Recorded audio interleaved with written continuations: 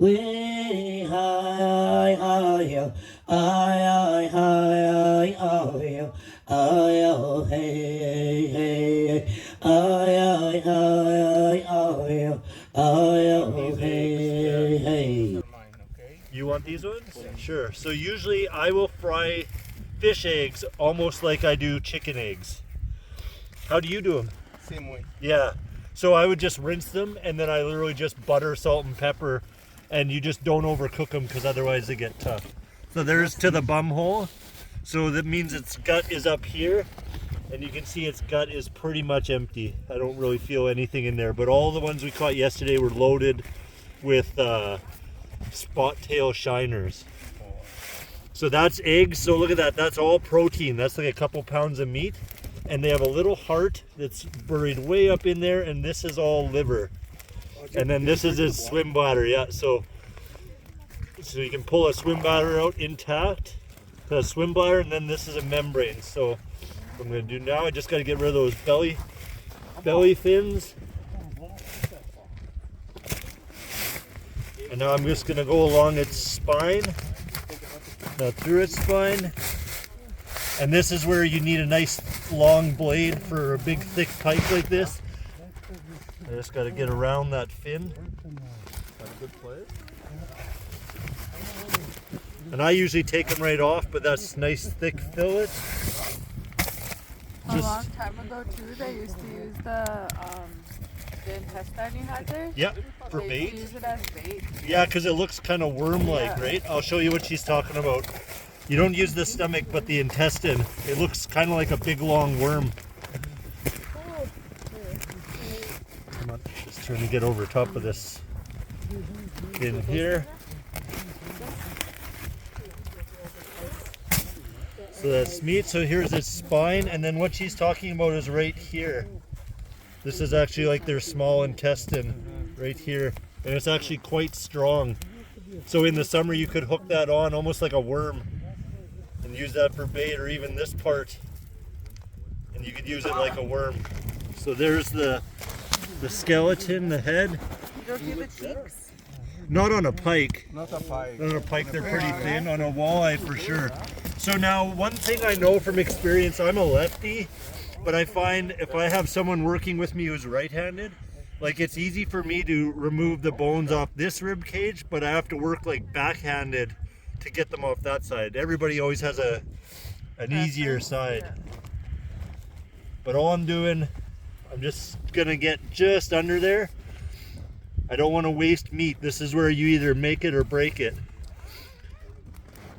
There's no robotic food chain assembly line for how to do this, because pike are actually kind of a bony fish. So right now I'm just under the skin. You can actually see my knife through that silver skin, and once I get past the ribs, I'll usually actually just kind of pull. I'll usually just try to pull that silver skin off, and if it hasn't frozen too much, usually I can get most of it off. Some of it I might trim. And then you can clean that up. Sometimes that silver skin is sometimes a little bit fishy tasting. And this is another thing I use for bait, especially on perches, that silver skin. So now I got that main rib cage off, but you can see here shining in the sun, this is a second set of bones. These are referred to as Y bones right here. And so these bones actually go up like that. So what I'm gonna do, I'm gonna come almost in line with them, just over top. Yeah, you can leave my daylight there, I can see. So now I'm actually on top of a second set of bones. And if I want real good presentation, like say I was gonna bake this fillet whole, I would try to leave it intact. But if we're gonna cut it up for frying, you can kind of remove this kind of like a loin. So if I was gonna leave it intact, I would probably stop cutting. But I've got this nice boneless seam of meat. Because if you are cooking for kids, you know, no one likes to get fish bones. Yeah, so right there now I've exposed it. Right? And so I could leave this intact and fold something in there if I was gonna remove it for, like I said, for presentation, if I was gonna bake this fillet or stuff it or something. So At home, if we were gonna do a big fillet like this, sometimes I'll do it almost like a salmon in the oven. I would put mayonnaise or something like that on the fillet and with a bit of lemon juice, and then I would crush some like pecans or something like that on that and bake it for about 25-30 minutes, and it comes out of there just delicious. But everyone has their traditional dishes. That's one I've just learned to like. We do lake trout the same way. So now I'm just removing that Y bones. So if you can do that more effectively, now there's not one bone left in that fillet, or if there is, it's just 1 or 2 bones. So that's the Y bones.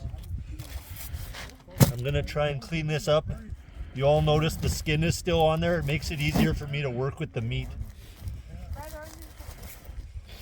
So I'm just trying to get rid of that silver skin, because to me, a little bit of care makes that fish taste so much better, just getting any little scraps and bones out. And so now you can see why I like having a nice long blade, and I need a nice flat work surface. I'm just gonna go to the end here, and I'm just gonna follow along. And this is why you want a fillet knife.